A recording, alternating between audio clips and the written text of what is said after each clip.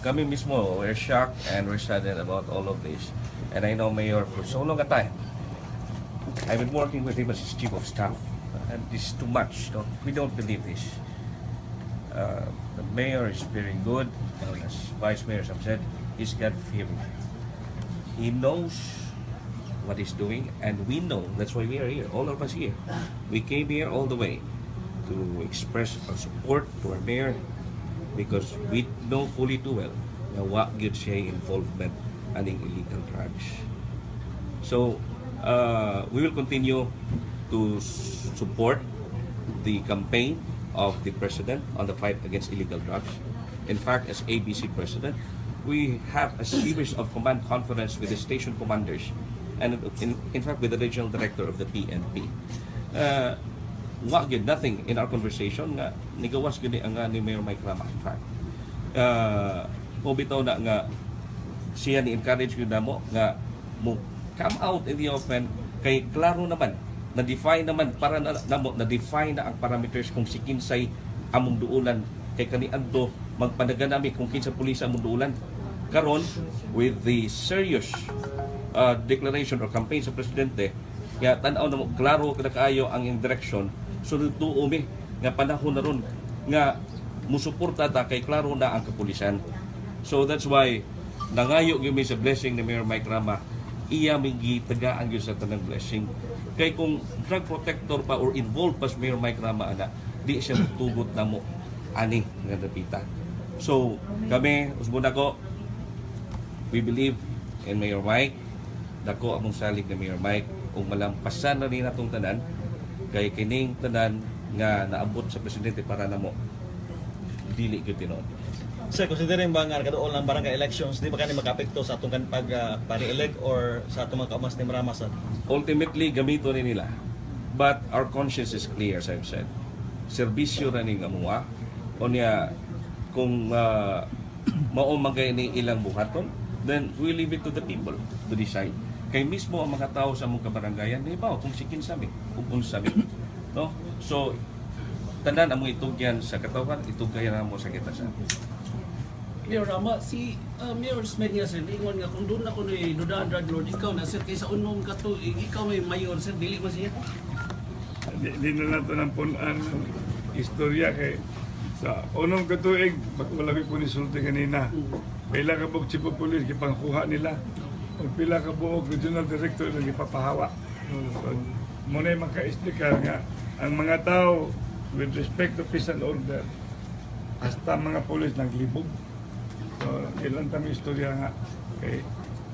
Muna iyang direkta, ilan ito wagtango ng istorya. Okay. Ang topic is, am I a drug protector? Mayor, how serious drug problem sa Cebu ka? It's serious as everywhere. You can see how many thousands all over. As the president was saying, how many drug dependents? Millions? Have you not been covering it? And it's all over. So Cebu City is not being spared. It's all over. Mayor, may I be allowed to say something in connection with the fight against illegal drugs, being the chairman previously of PICA? That there is even statistics that during the year 2014, statistics will show that in the fight against illegal drugs through bypass operations, what the city accomplished in 6 months would be comparable to the 3 years that they only accomplished during their time. And that statistics would show that what we accomplished in the 6 months in the 2014 is comparable to the 3 years that they had in the previous years. Nang iyang pasabot, besag na mga intervention na ninguha jud ang pulis, isag naglibog usay ang pulis sa sigig usab-usab o chief of police. And still, with our tandem, Edgar as the chairman sa PICAC and me as the mayor, we have accomplished much And the fight in the bypass operations. in the bypass operation. Mayor, if they file cases against you, if they find probable cause and file case against you, I don't even have to say that thing. That there will be probable. Perhaps I will be the one to be filing cases, whoever have made all these things in the public. Because I want to see first, question lagi, if I am being labeled as drug protector, who is the drug lord? Yes. Because when you are a drug protector, that means you are agreeing on who is the drug lord. Number two, who are these? Manay mga ginganlan, no? Drug protector mga ka, na juga gi tutehan nga drug lord. Next. Like, laro na to sir, timrama sir, matay, ano yung mga allegations against boy at timrama. Mabitang natin din yun, sa Imos, St. Peter. We are still all alive and being alive and see all of you. Naman ay in English, the wicked flee, but the innocent is as bold as a lion. That's the reason why I'm here. At the same time, pag ko nagatubang ninyo, naligo ko, nagpakumot. So that, inikita niyo na ako, I am very much ready and very much unafraid of any accusation. Mikel, ikaw may patunood si Mopapa sir, possible mga legal lakad sir si For now, ato na tanaw nun sa dagan, importante kay makibawtag more information because all the information that we have was based on katong mabagay kita sa actual video, sa transcript sa video kung sa giingon. So kana better if we will be, our party will be able to confront those documents, may basis for that list, and of course kanang kung say basis ana na list. So first we have to have more information on that. Sige mo final message Mayor. Concise mga subuanan. Sige mo sir.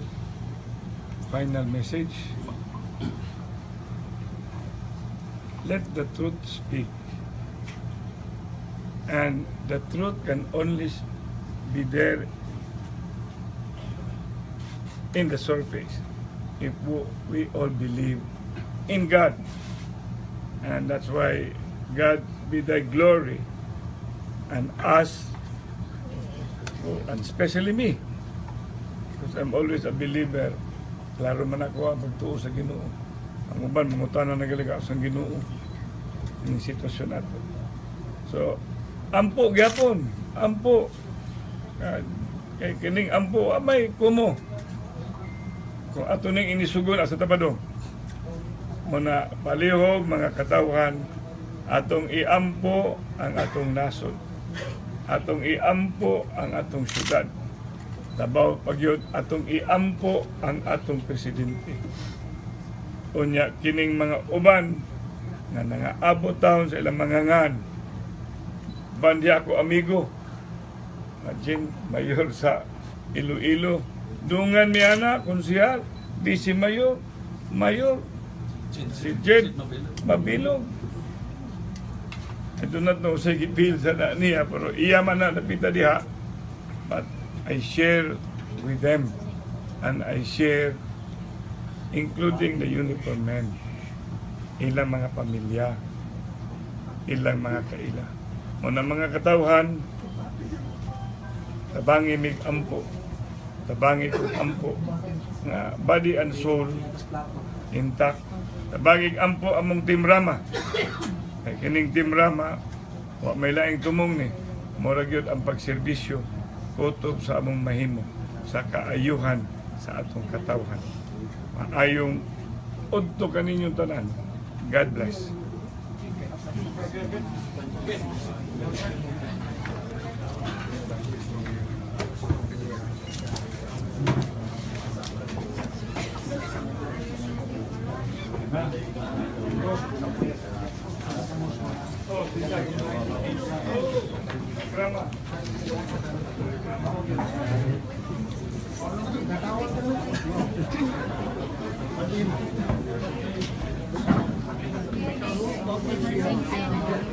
Sige, ayun.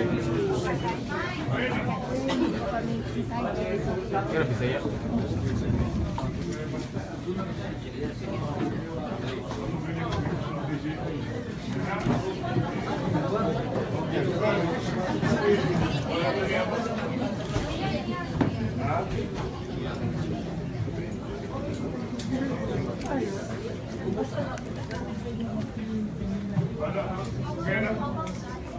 Wala sa pag-iulit ka. Hi, sir. Yes. Right, saan ka?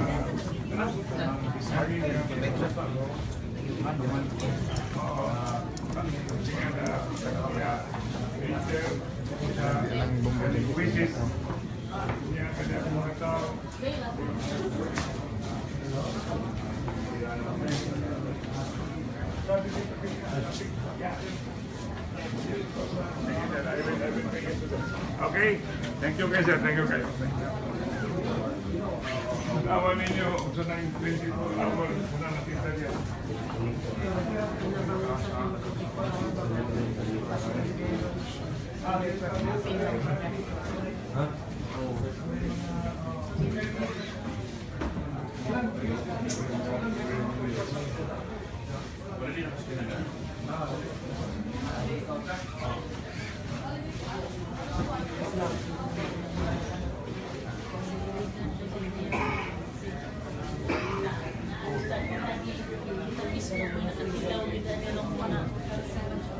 Mga pagsuway.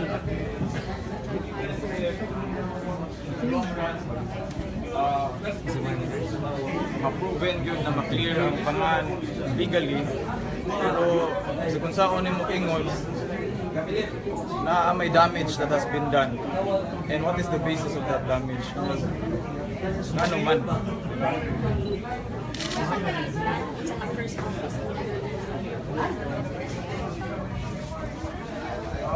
For now, wala pa. Hindi pa kami nakaibaw. The most important for us is to be able to work, explain our side. We cannot I haven't even read the full transcript of the press conference of the president and say content sa iyang giingon. So wala pa kayo kibaw kung say purpose sa pag-ingon niya sa list. Nakaibaw mo? Kung say giingon niya? Pero yun na niya, wala akong muna bala kasi yung secret. Kasi alis ko. Ay, mo enter ginas mong una-una pero saan na nimo. Diba? Ano mahadlok man ka? Muna ko ganin na. Nag-uul ko pagsugod. Pag human nga nung hadlok man ko, nawa mamisa. Ako amahan wa mamisa nga nung hadlok man ko. Ano na, magtago-tago ka. Dili ka mo padayon sa mong kinabuhi. Mura kag nakasa. No? Muna, bis go on sa saan lang na nimo. Diba? Ampo na lang yun. Basta nga documents yung i-refer kanina. Kato yung gibasa. Sa mga Takibaw, papel raman to. Kisa may gihimo ato. How will you validate the That's why we have to make the request. Because we don't know if kinsay nagtuno na to, kinsay type ato, kung sige basihan pag type ato. Di ba? request to the office of the Mataki mo, president? ikapipaste ato. Facebook, ikapipaste ato. Okay ba? When you request to the office of the president, it will be passed.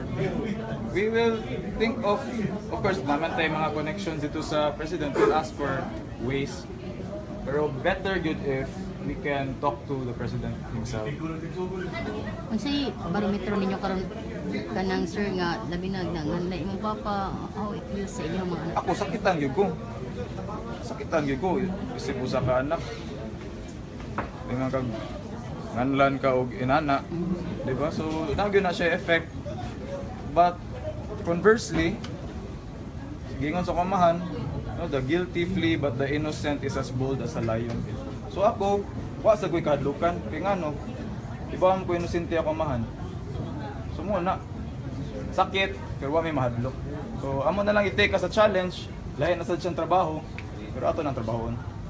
Mensahe ninyo sa mga murag nagpaluyo posible Nagpaluyo sa. kaning pagngalan si mong papa is a protector Ato na lang na silang ampuan.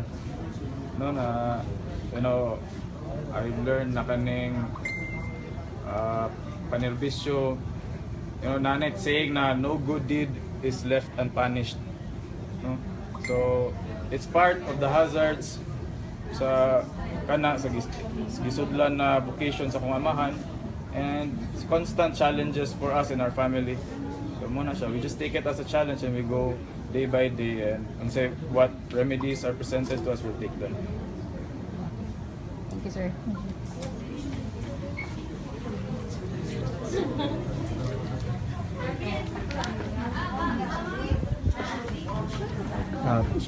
Usually,